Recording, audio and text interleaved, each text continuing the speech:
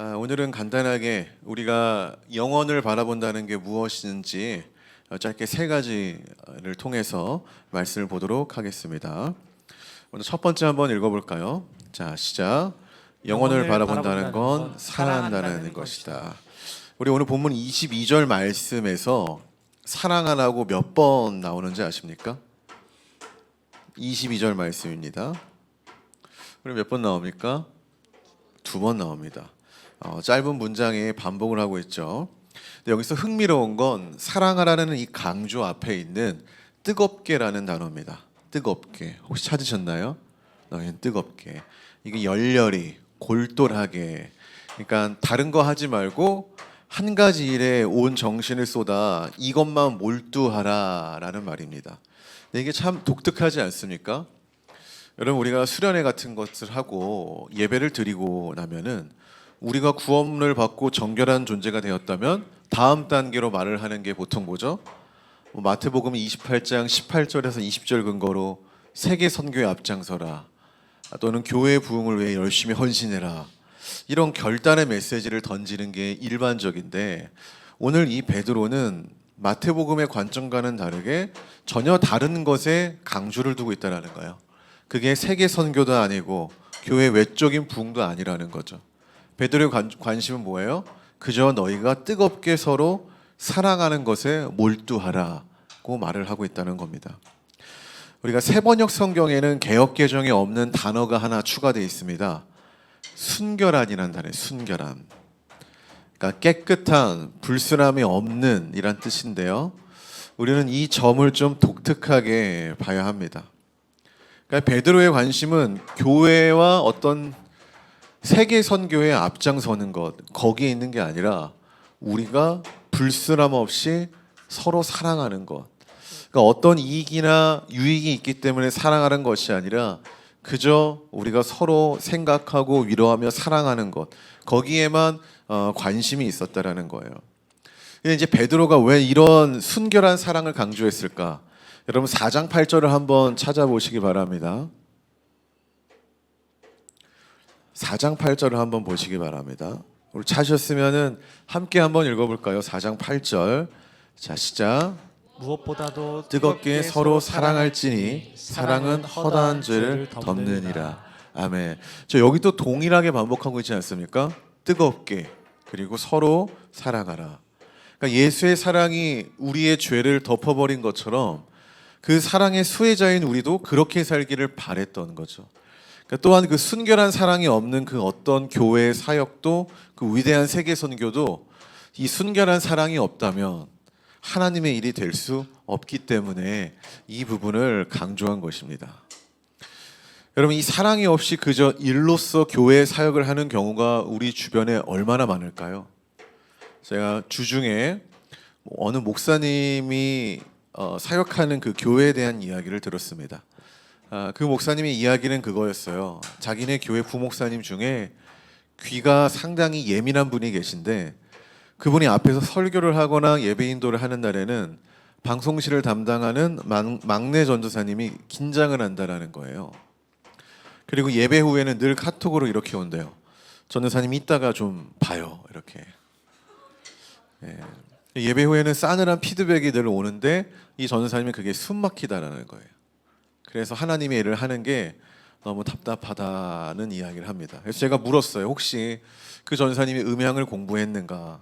전공은 아니더라도 배웠는가? 하니까 아니라고 하더라고요.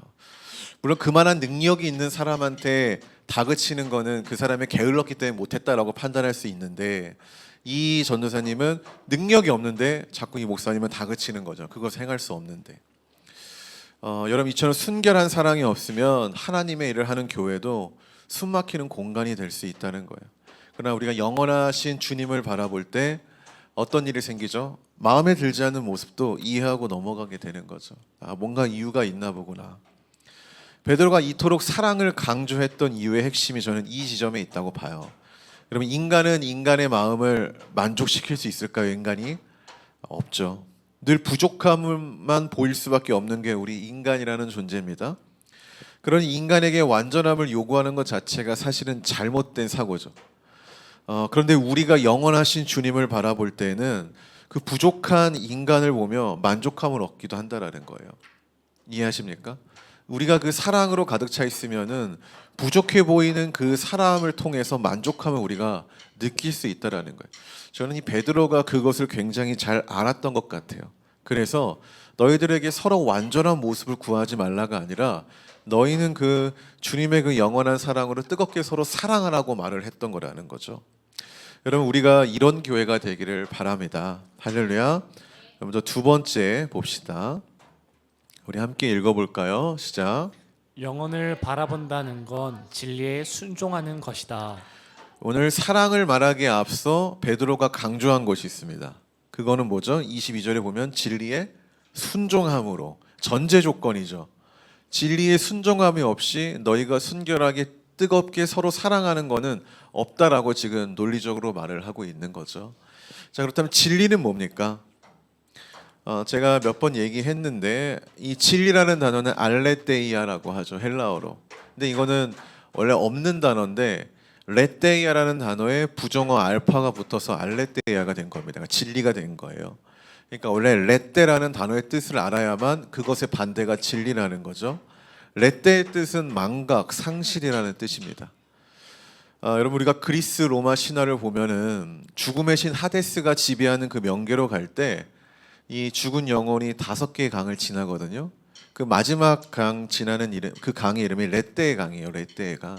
그래서 그 영혼이 그 강물을 하나씩 이렇게 한 모금씩 마시면은 자기가 살았던 그 이생에서의 삶을 다 기억을 다 잃어버리는 그런 내용이 있는 거거든요.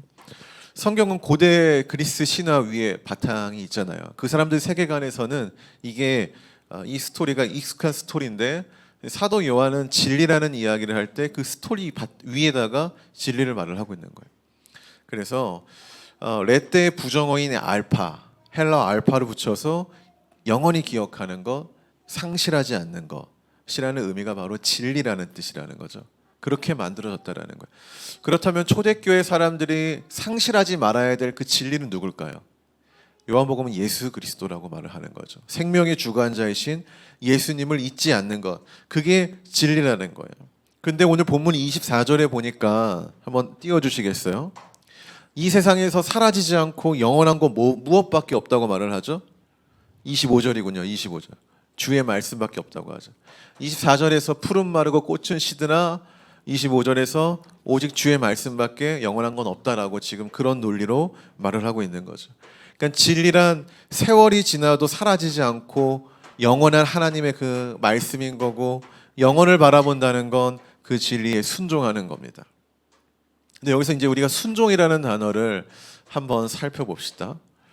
우리가 보통 순종이라는 단어를 한번 생각을 해볼 때 여러분 머릿속에 떠오르는 단어는 보통 행함일 거예요. 그렇죠? 행함. 순종 이꼬로 내가 무언가를 따라 행하는 것. 근데 이거는 사실 성경적으로는 좀 잘못된 해석이지 우리가 좀 그렇게 익히 알고 있는 것에 불과합니다. 이 헬라어 순종이라는 단어는 휘파코라고 하는데 경청이라는 뜻이에요. 경청. 그러니까 순종은 행함이 아니라 주의 깊게 무언가를 경청하는 게 순종이라는 거죠. 그래서 성경은 믿음이 어디서 난다고 하죠? 들음에서 나온다고 하는 거예요. 그러니까 우리가 어떤 걸 행함으로 믿음이 주어지는 게 아니라 순종, 경청, 들음으로 난다고 하는 거고, 마리아와 마르다 이야기에서 어쨌든 예수님은 누구를 칭찬하죠? 예수님의 말씀을 경청했던 마리아를 칭찬해요. 사실 그 내용을 보면은 예수님을 위해 어떤 행함을 하는 존재, 순종하는 존재는 누구죠? 마르다잖아요. 근데 그럼에도 불구하고 예수님이 마리아를 칭찬하는 건 본질적으로 순종이라는 건 어떤 행함이 아니라 예수님의 말씀을 듣는 거기 때문에 그런 거죠. 우리가 이 사실을 조금 잘 이해해야 됩니다. 그래서 예수의 말씀 우리가 듣지 않고 행함은 존재할 수 없는 거다라는 굉장히 본질적인 말을 하고 있는 겁니다. 여러분 매번 강조하지만 무슨 수를 쓰더라도 하나님 말씀을 듣는 우리가 그 QTC가 아니라 또한 그것이 좀 어렵다면은 기도의 시간이나 찬양의 시간을 많이 확보했으면 좋겠어요. 여러분 그게 순종입니다. 여러분이 교회를 위해서 어떠한 일을 하는 것도 순종이지만은 그게 하나님의 말씀에 대한 경청이 바탕이 되지 않는다라면은 우리는 나의 그 행함으로 인해서 시험을 받을 수 있다라는 거죠. 이해하십니까? 우리가 어떤 헌금을 하는 것도 사역을 하는 것도 봉사를 하는 것도 하나님 말씀의 경청에 의해 순종을 하는 거지, 그것이 전제되지 않는다면은 아무 의미가 없고 우리는 오히려 그것 때문에 시험 받을 수 있다라는 겁니다. 이게 굉장히 중요한 겁니다. 근데 우리 교회 성도님들은 진리를 잘 경청하는 것 같아요. 왜 그런 생각을 했냐면은 세 번째 대지에서 말씀드릴게요. 우리 세 번째 한번 읽어봅시다. 자, 시작. 영혼을 바라본다는 건 다시 태어났다는 것이다. 우리 23절 말씀 한번 읽어볼까요? 너희가 시작. 너희가 거듭나는 것은 썩어질 씨로 된 것이 아니요 썩지 아니할 씨로 된 것이니 살아있고 항상 있는 하나님의 말씀으로 되었느니라. 아멘. 우리 본문 23절 바탕으로 보면은 우리는 영원하신 하나님 말씀에 의해서 거듭났다라고 말을 합니다. 그렇죠? 이 거듭남에 대해서 나온 이야기가 있죠. 요한복음 3장에 나옵니다. 그렇죠? 누가 나옵니까? 니고데모라는 사람이 나오죠. 근데 여기서 말하는 거듭남은 예수님이 말을 할 때 우리가 육신의 거듭남을 말을 하는 걸 이야기할까요? 그렇지 않죠. 근데 니고데모는 예수님이 너희가 다시 태어난다고 이야기했을 때 오해를 했던 게 뭐냐면, 그럼 내가 엄마 뱃속에 들어갔다가 다시 나와야 됩니까? 이런 오해를 한단 말이에요. 여러분, 이처럼 성경이 말하는 다시 태어남, 거듭남은 육적인 게 아니죠. 그럼 어떤 겁니까? 예수를 믿은 그때부터 내가 새로운 가치관과 삶을 갖고 살아가는 것, 그 다시 태어남을 말을 하는 겁니다. 성경이 다시 태어났다, 거듭났다라고 말을 하는 거는 너희들이 예수를 믿는 그 순간부터 하나님의 양육법에 따라 새로운 인생을 산다는 걸 말해요. 내가 다시 자란다라는 걸 말하는 거죠.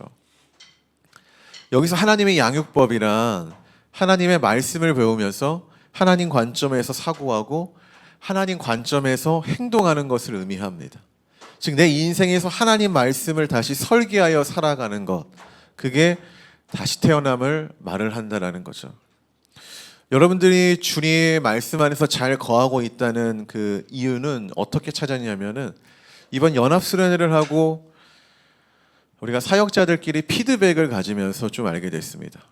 저희가 지난 토요일에 피드백을 가졌는데, 두 전도사님들은 여러분들이 수련회 기간 동안 보여준 모습을 보면서 상당히 뿌듯하다는 피드백을 했어요.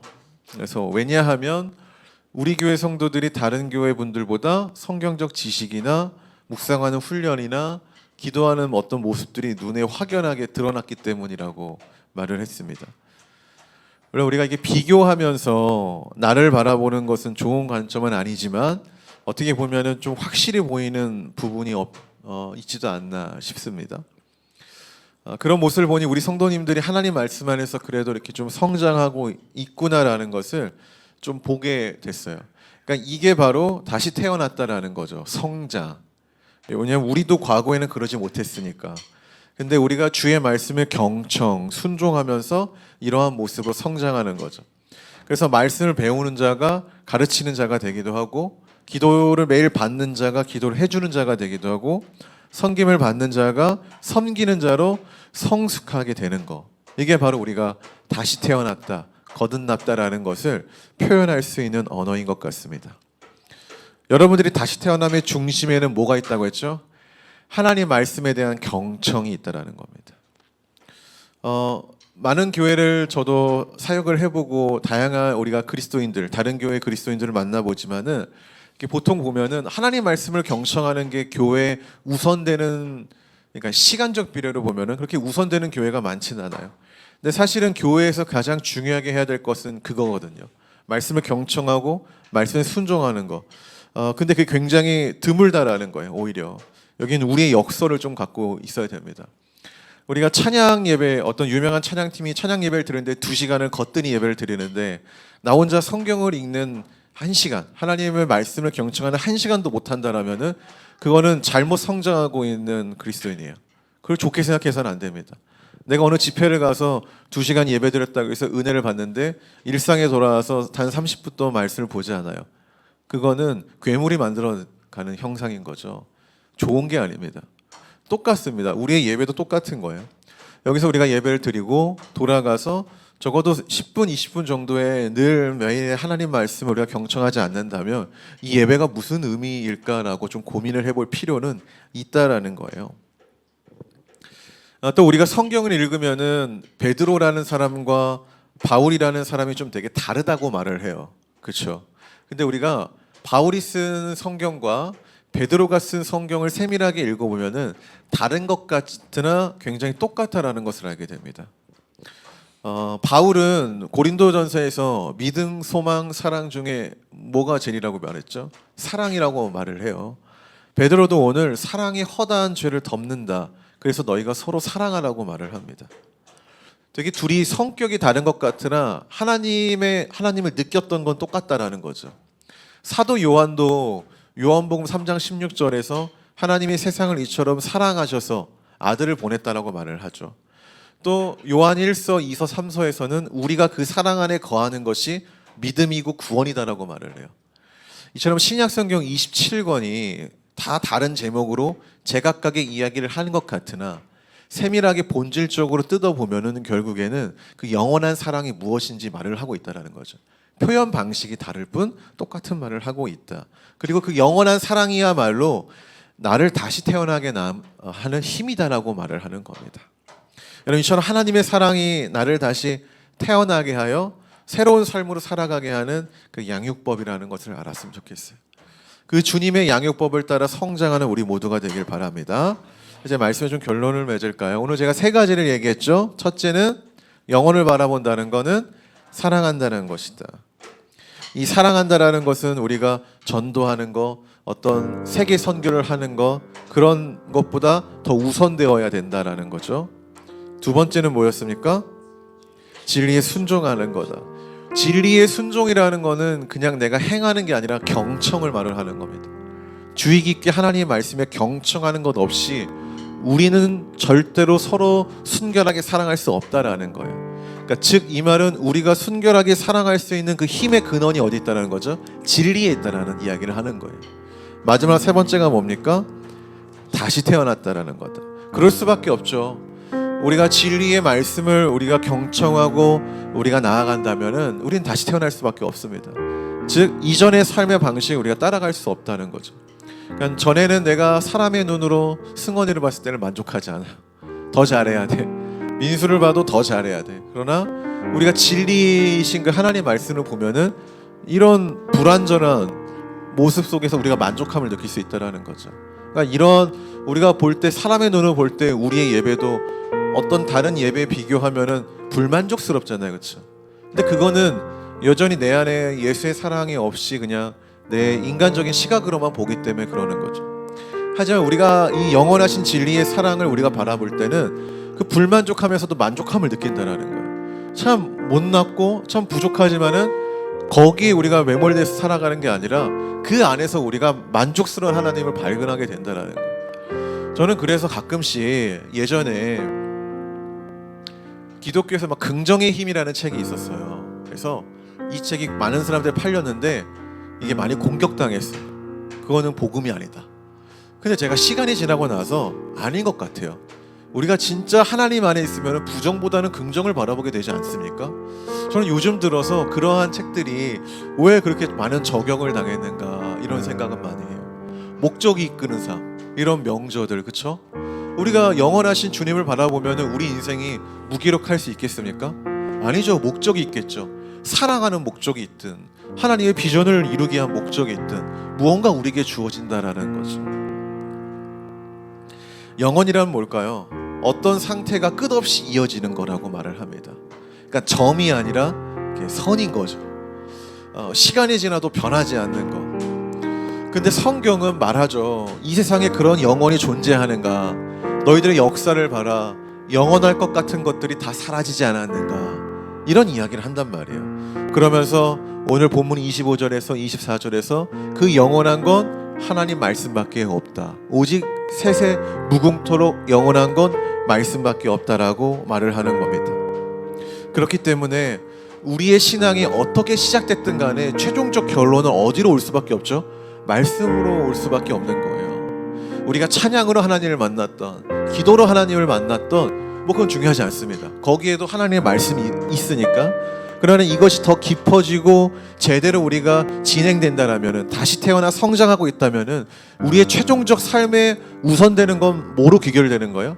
영원하신 말씀인 거죠. 영원하신 말씀으로 귀결되는 거예요. 찬양에 있는 수많은 음들도 결국에는 오래되잖아요, 그렇죠? 오래되면 불려지지 않잖아요. 그러나 그 안에 담겨 있는 고백은 겉에 있는 음이 바뀔 뿐이지 계속 고백되어진다는 거죠. 여러분, 그 진리가 우리를 다시 태어나게 할 수 있도록 인도하고, 우리가 그 인도하심은 진리이신 그 말씀을 경청했을 때 주어집니다. 우리가 그럴 때 서로 불만족한 어떤 서로를 보며 만족함을 누릴 수 있는 겁니다. 성도 여러분, 그러한 영적인 풍요로움이 우리 모두에게 있기를 주의 이름으로 축복합니다. 기도합시다.